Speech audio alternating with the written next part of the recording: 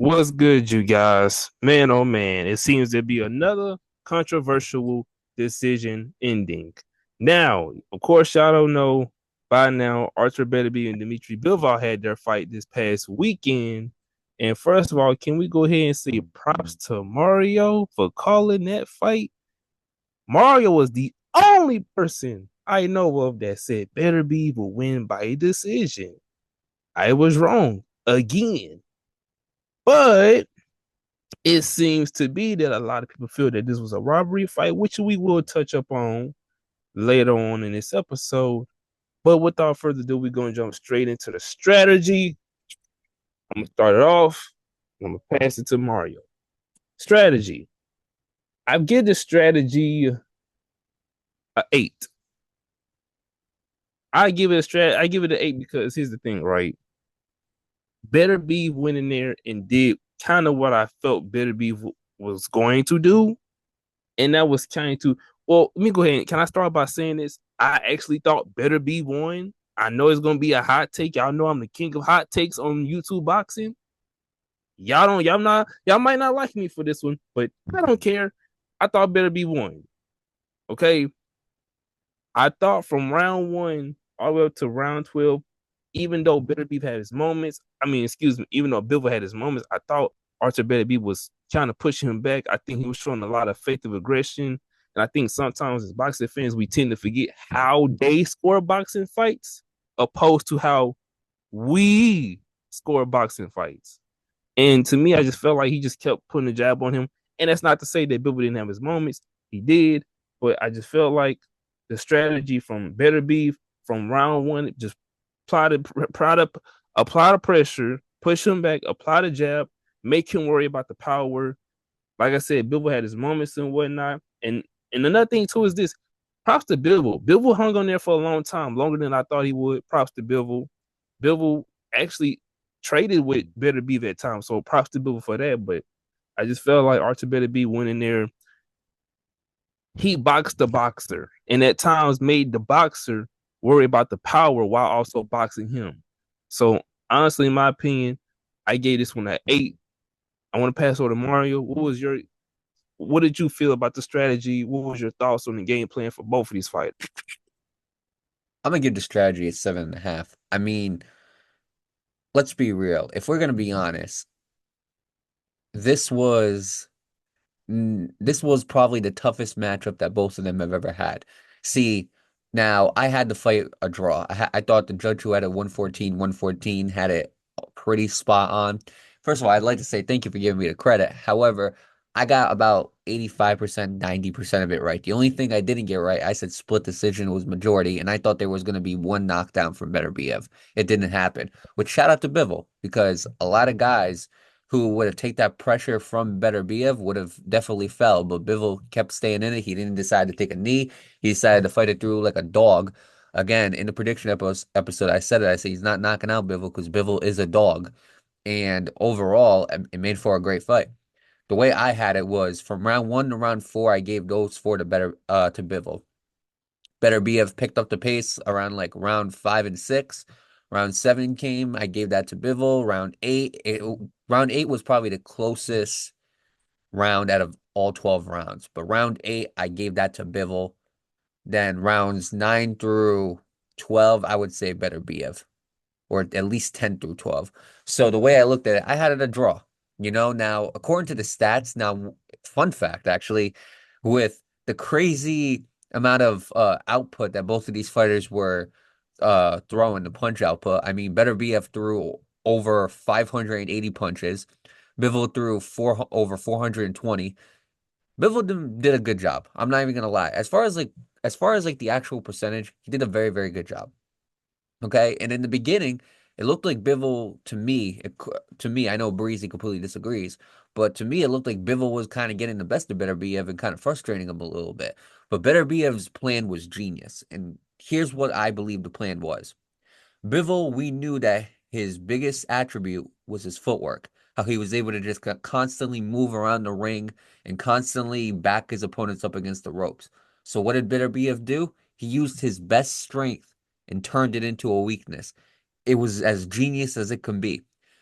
Beterbiev was like, you want to keep doing all this running around and running around me? That's cool. I'm gonna let you do it. But just know every single time you try to cut that angle, I'm gonna hit you with a jab. And every single time I hit you with that jab, I'm coming back with a straight. I'm gonna hit you in the body. I am going to make sure that not only are you going to gas yourself running around, but I am going to make sure that you're gonna get gassed as well once you feel these punches that I'm about to give you. You see, Bivol has always gotten away with stuff like that, even with Canelo. Canelo could have used that Beterbiev game plan because Canelo's got power. But he's always gotten away with running around the ring, basically getting into the inside, basically becoming an outside fighter, picking his punches, landing them, and getting his opponents against the ropes. But we kept saying it. What are you going to do when you face a guy with the power of Beterbiev? What are you going to do when you can't back him up? And Beterbiev proved that if you can't back me up, I'm going to make sure I take this fight. And so the later rounds, you could see if Bivol started kind of losing a little bit of stamina. And there were moments where he would kind of pick it back up, but overall, you could tell that the amount of running around that Bivol was doing, it was bothering him. And then on top of that, you're taking those body punches from Beterbiev. You're taking the pressures that Beterbiev is giving to you. And then on top of that, you're laying against the ropes. Bivol never really had a chance to recover, recoup. He didn't have a chance to kind of, gain his stamina back. He was constantly from round 1 to round 12 wasting his gas tank. And Beterbiev just let him do it. If you look, Beterbiev wasn't going full force on his punches, and Breezy talked about this. He doesn't need to throw full hooks because half of a hook is enough to basically knock out any normal human being. So he didn't need to throw all of his full punches. And then I realized like why he doesn't do it. To save his gas tank. Like we said, most of these knockouts that he's had is in the 11th round, like between the 9th, 8th, and 11th, and 8th and 12th round. He saves his gas tank, and that was what was so genius about Beterbiev. Beterbiev had a fresh gas tank from round 1 to round 12. And Bivol, he was doing that running around, and it was working for the first 4 rounds. But what happens when that gas tank starts to diminish? Beterbiev is going to come on the kill like he always does. That's when Beterbiev shines in the later rounds. Now, as far as what Bivol did well, I think Bivol did a really good job in the early rounds, basically hitting him with 3-punch combinations, using his jab to get onto the inside. I thought that was brilliant by Bivol. I thought that there were times where he landed a good 4 or 5 punch combinations on Beterbiev, and Beterbiev was against those ropes, and because he wasn't as quick as Bivol, he couldn't react as fast. I also feel like Bivol did a very good job in those beginning rounds, moving around, causing Beterbiev to be kind of complex. But I give Beterbiev a lot of credit for adjusting to that as well. After the 4th round, you could start seeing Beterbiev was adjusting. He started realizing, well, if he's just going to cut angles, I'm going to hit him every single time he cuts an angle. And what I also liked about Beterbiev, he was using those feints like we talked about to get into the inside. He used those body shots. But most importantly, what I really liked about Beterbiev was every single time Bivol would move, he would hit him with a jab, but he would also make sure that Bivol was never out of his range. And that was genius right there. Every single time he moved, well, I'm gonna hit you with this jab, but I'm also gonna come forward because I don't want you having a far reach on me. Because the one thing I don't know how we forgot to talk about this, Breezy. Beterbiev is 5'11" and Bivol is 6'1". And there's clearly a reach advantage right there. And that was something we should have talked about, and that's our apologies. But think about it. Bivol hits him with a 3-punch combination. He backs out. Next thing you know, Bivol could just keep on hitting him with a jab because Beterbiev doesn't have the reach to compete with something like that. So what did Beterbiev do? Well, when you cut this angle, I'm going to hit you, and I'm going to make sure that I'm going to be close enough to you to where you can't land a full effect jab. And that was brilliant by Beterbiev. He used Bivol's movement against him. And that's something that I don't think either one of us were to expect. If you go back and watch that fight, if you notice, every single time Bivol moved, Beterbiev make sure he landed one of those straights. He made sure he landed one of those punches to the body. He made sure he used his feints. And when Bivol was on those ropes, Beterbiev make sure he continued to obtain that pressure. The reason why I give it a 7.5 as far as the total strategy from both fighters is because Bivol used like almost no head movement. And again, if go back and look at the prediction episode, we said Beterbiev has better head movement than Dmitry Bivol. Bivol's a great boxer, but don't make no mistake about it, his head movement is not it. You know what I'm saying? Bivol doesn't have head movement. He got footwork. But what happens when that footwork doesn't work and the guy continuously closes the space on you? You got to use head movement, and Bivol wasn't doing it. Now, what was wrong with Beterbiev? It's just as simple as this. I think there were times where Beterbiev was kind of a little too patient. I feel like there were times where he could have definitely picked up the pace. And one of those four, the fight was, put it this way, in my opinion, I had it as a draw, but the fight was too close. In those first 4 rounds, Beterbiev could have definitely used some power punches early. That, in my opinion, that's what he could have done, you know? And I feel like because he started off to me so slow, I know Breezy completely disagrees, but to me, it looked like Beterbiev started out slow. And if he just picked up the pace in one of those 4 rounds, I believe we are talking about a different fight. But overall, I got to give it a 7.5 as far as the strategy. I think both fighters, had their moments. I think both fighters were very, very smart and calculated in that ring. But it came down to the later rounds. Bivol's gas tank started running out. Beterbiev took advantage of that. Bivol had some swing rounds, in my opinion. So overall, I think Beterbiev needed to win the championship rounds. I think he did that, and I think he did it, and I think he did enough to get back into the fight. And me personally, I think it was a draw. I think they definitely got to do a rematch. Now, going on to excitement. How exciting was this fight? This was a very good tactical fight. And in the beginning, I would have said it wasn't that exciting. But towards later on in the fight, I believe it started getting exciting. I believe it started getting close, and I believe the suspense was there. In my opinion, as far as excitement, I got to give it an 8. I got to give it an 8 because I expected a better be of like knockdown, and I didn't get that. I expected some moments where Bivol's constant quickness and combos were going to be a big problem for Beterbiev, and they were, but it wasn't as big as I thought it was going to be as far as a problem. And I just felt like there should have been a little bit more action in this fight. And overall, I think that it was a good fight. I think it was kind of lacking some of that action, but I gotta give it an 8 because it was a close fight. By the time it went to like the eighth round, ninth round, it was a close fight, and it was a fight where you had to stay awake and you had to keep your eyes on who was gonna win that fight. So overall, I mean, I gotta give this fight an 8. I thought it was an exciting fight. Maybe not as exciting as Tyson Fury and Alexander Usyk, but it was definitely an exciting fight, and I believe that if they do have the rematch, I believe they could exceed it. I think there was definitely it could have been a lot more exciting, but overall, I'll give it an 8. Ah, man, look. Oh God, y'all gonna really hate me, man. Um, excitement for this fight. I'll say this, right? I was expecting, you know, more so of a like a gladiator type thing. Now, look, I was the same one, so let me not play Mr. Hypocrite on here because y'all going to say it in the comment section. Breezy, you're being a hypocrite. Let me not do that. I did say Dmitry Bivol should not trade with Beterbiev at any given chance and moment in this fight. But a part of me was expecting some kind of like, kind of similar to Fury and Usyk. Not all the way, but just a little bit, you know? And I feel like, and like I said, and this is not me trying to down on them because when they're in the ring, you're supposed to win. The goal is not to always get a knockout. The only goal when you get in that ring is to get the dub. So if that means boxing all the way up to 12 rounds, you gotta do what you gotta do. I give it about a 7. Okay.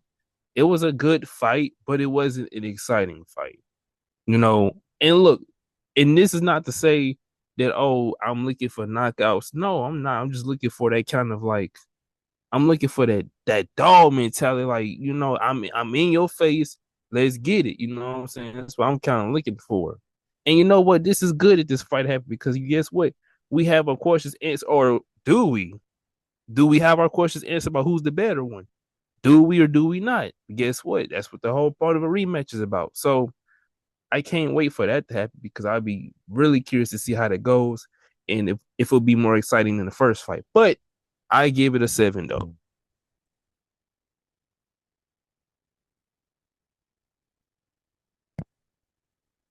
All right, let's go. Now, stakes. What was on the line? I mean, let's be real, Breeze. We talked about this.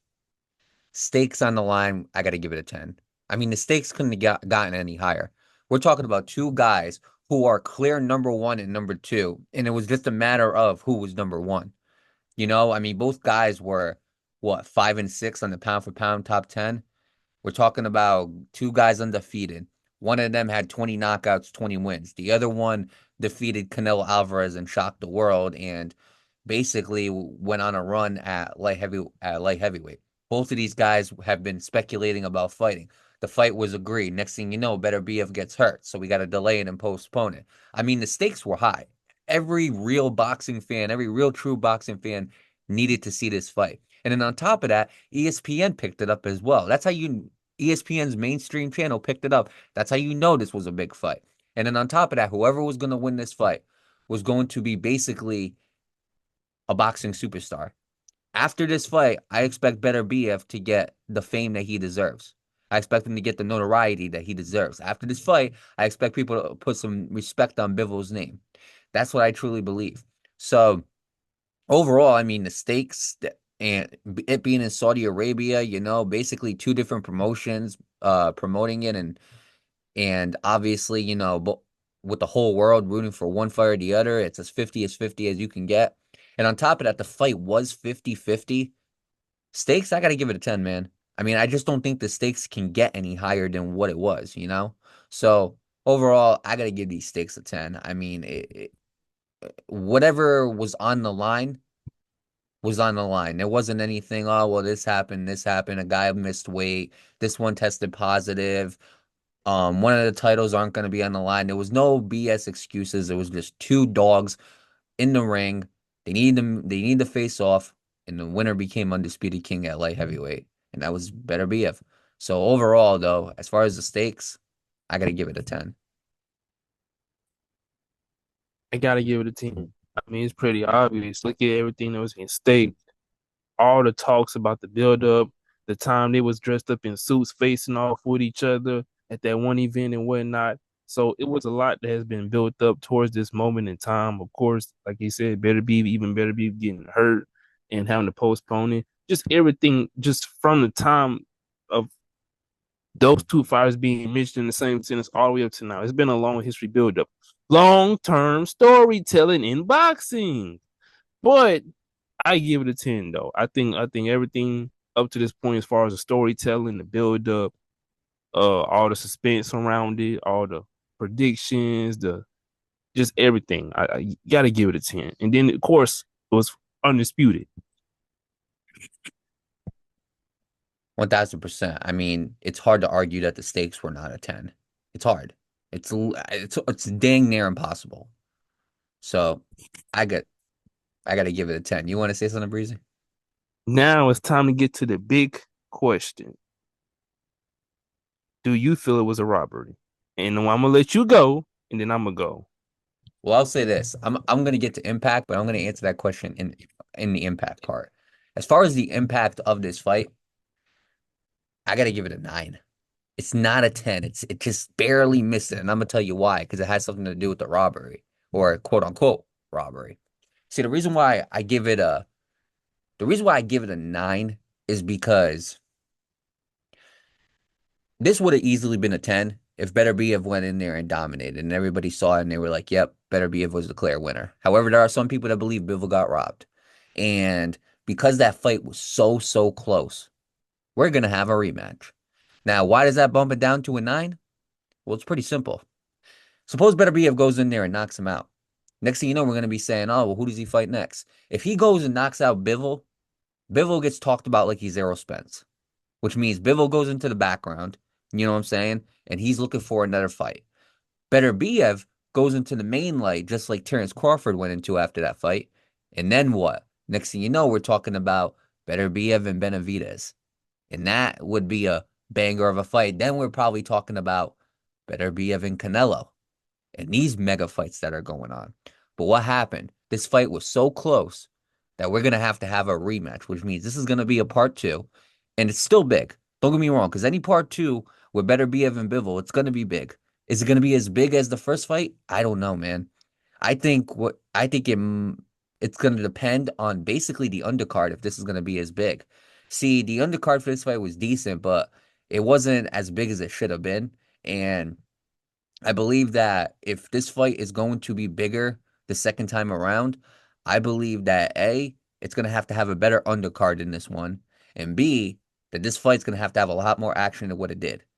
And overall, I feel like the impact is a 9 because based off of this fight going to be continued, or basically because it's going to be a rematch, That drops the impact to a 9 because we don't get to see the fights like Beterbiev and David Benavidez. We don't get to see the fights like Beterbiev versus Canelo. We don't get to see the fights Beterbiev going up to 200 and challenging Jai Opetaia. We don't get to see that yet because we have to wait for part two. And that is why I put it at a 9. But overall, the reason why it's so high as an impact, I mean, we have an undisputed champion in the light heavyweight division. Do you guys know who the last undisputed champion was in light heavyweight? It was Mr. Y'all Must Have Forgot Roy Jones Jr.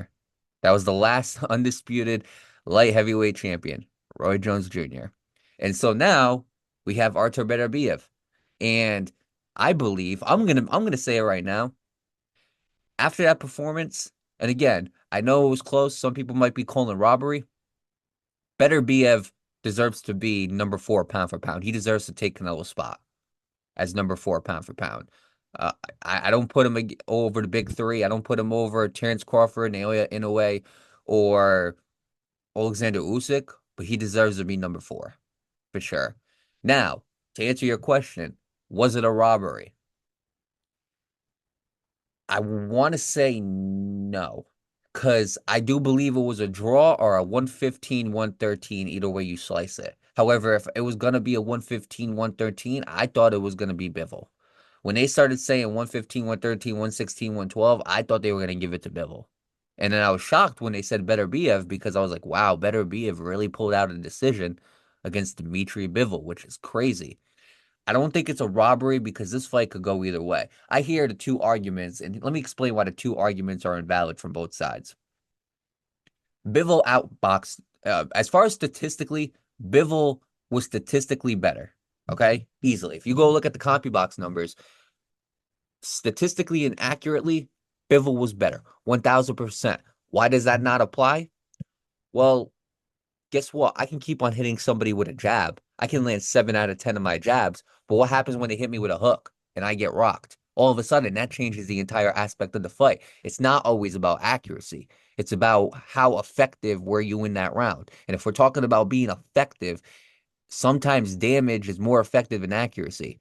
And Beterbiev had the more and had more damage. Now I'm gonna tell you why the whole argument for Beterbiev is a fluke. Because they're saying, oh, look at these two guys' faces, and you tell me who won. In a real fight, in a real street fight, if me and Breezy got into a street fight and his face was okay and I had a busted lip, yeah, he probably won that fight.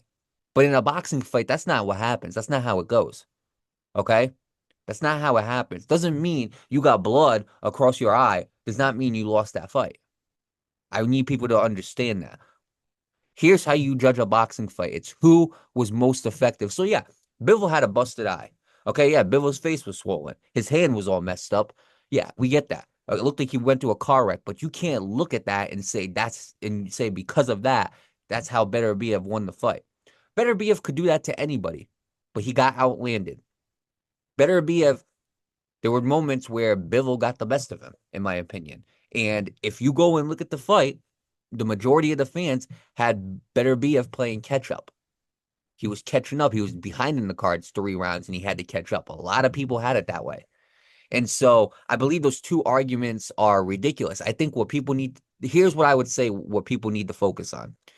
You go back and you watch the fight entirely, no commentary and no biasy. Some people are Bivol fans, some people are Beterbiev fans. You watch it with no bias and no commentary. And you say to yourself, looking at that fight, A, who controlled the pace? B, who took advantage of the moments?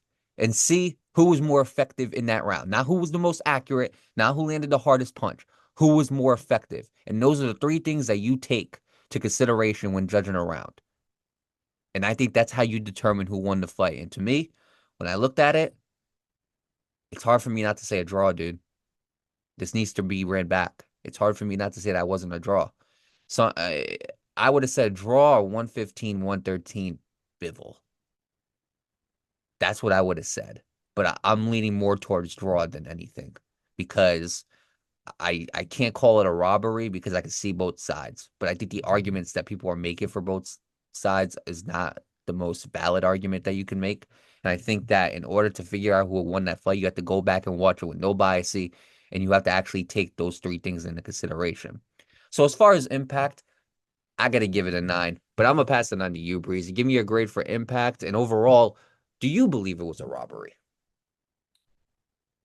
You gonna make some Canelo fans mad with that what you said earlier about him getting bumped up to 4 and moving Canelo. You gonna make them mad, but we the punches point. We don't care. Anywho, I would like to get an impact at 8.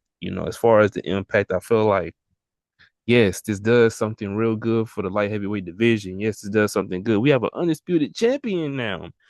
But like Mario said, you know, all the other challenges and contenders, we gotta wait through that because we have to go through another rematch. So to just get that right out the way, 8. Do Breezy feel that this was a robbery? No. No, I don't feel. Y'all don't know what a robbery is? Oh, Shaky Foster and Conceição. That's what you call a robbery. Okay? That is the clear, fine definition of what a robbery is.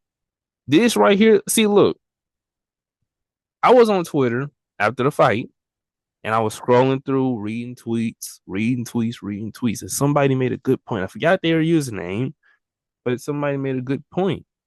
That was like, well, in title fights, you know what I'm saying, the judging is going to be a little bit more harder than what it would have been had this been a normal bout. They're looking to see who's pushing the action, who's more aggressive, who's controlling the pace, who's controlling the fight. When I watched the fight, I saw Beterbiev constantly backing up Bivol with a jab, with a jab, with a jab. Whether y'all want to say the jab was landing or not, he was controlling the pace. And controlling the pace is one of the things that they look at. I'm not saying, oh, this is how they should grade boxing fights. This is how they shouldn't grade fights. But I'm telling you based on how I've seen it, all the other fights. Things like backing the fight up in the corner, hit him with a jab. Things like even if you're just doing this, they're going to consider that as a win round for him because it's like he's still doing something.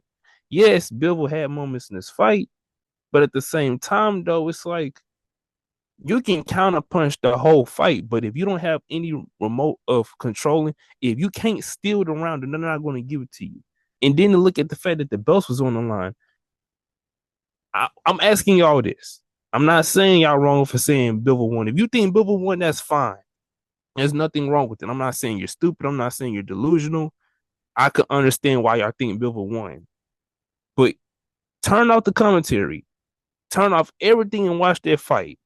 Do you think as many times Beterbiev backed him up? Do you think realistically, knowing how boxing judges can be, do y'all really think that they was going to give it to Bivol? Seeing the amount of control and pace. Now, that's not to say that Bivol didn't land the most effective, cleanest, accurate punches and whatnot. But what I'm saying is, you got to dive into their perspectives. We all have our each own dives and perspectives of the fight, but look at it from their perspective. They're grading this as a title fight, an undisputed fight, who takes the belts. They're looking to see who was the most dominant, who was the most controlling in this fight. And if you all back and you watch that fight without commentary, and if you see how many times Beterbiev kept backing up Bivol, do a lot of y'all think that coming from their perspective that they was going to give it to Bivol? I'm honestly asking.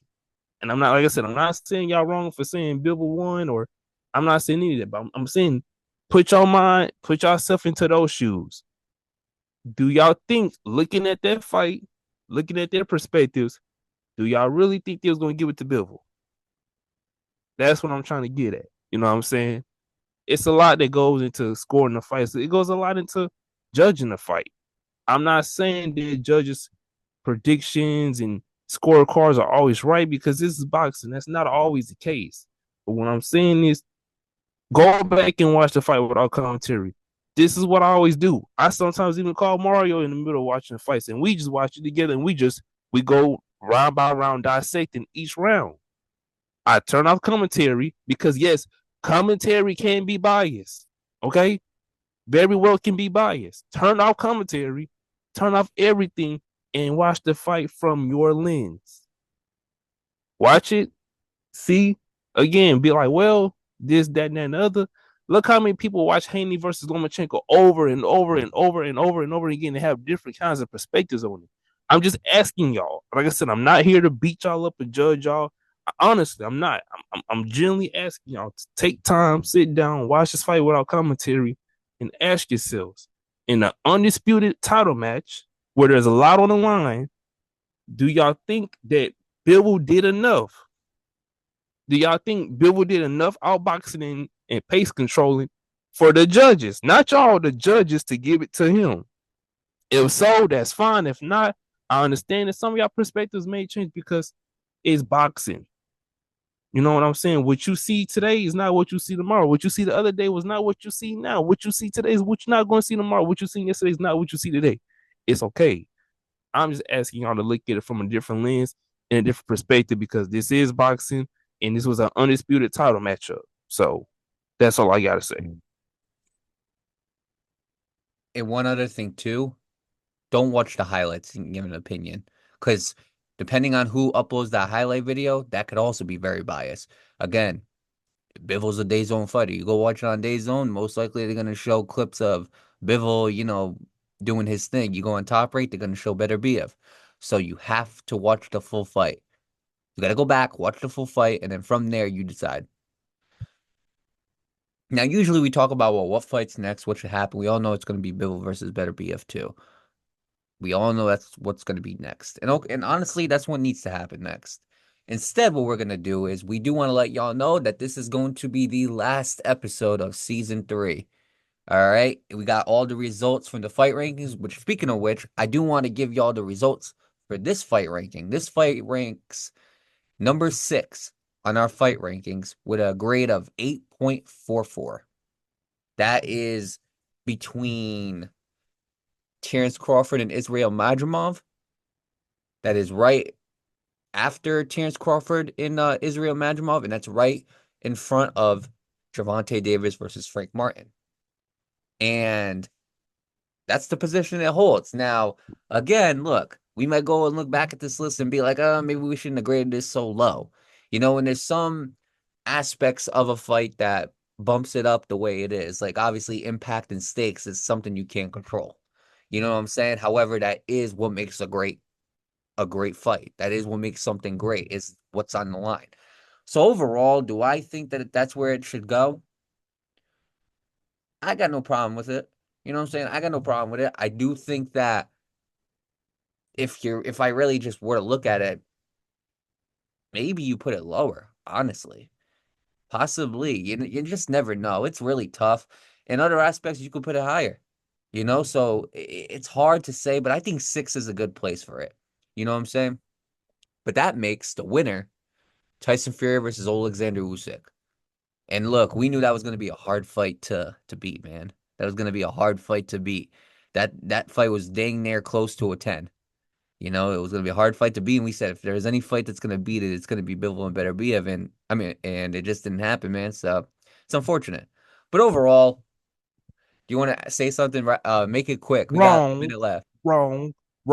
Teofimo Lopez and Steve Claggett beats it easily. Oh, yeah. Duh. That's right. I forgot. 10 out of 10. Talk about the GOAT, Steve Claggett, but overall, we might take like a little bit of a mini break before we hop back into season 4. We got some stuff that we got to set up and we got some things that we got to talk about to kind of get y'all ready for season 4. We're going to try to keep y'all updated with boxing news until then. But hey, look, make sure y'all keep those notifications on and make sure y'all stay on point with the Puncher's Point.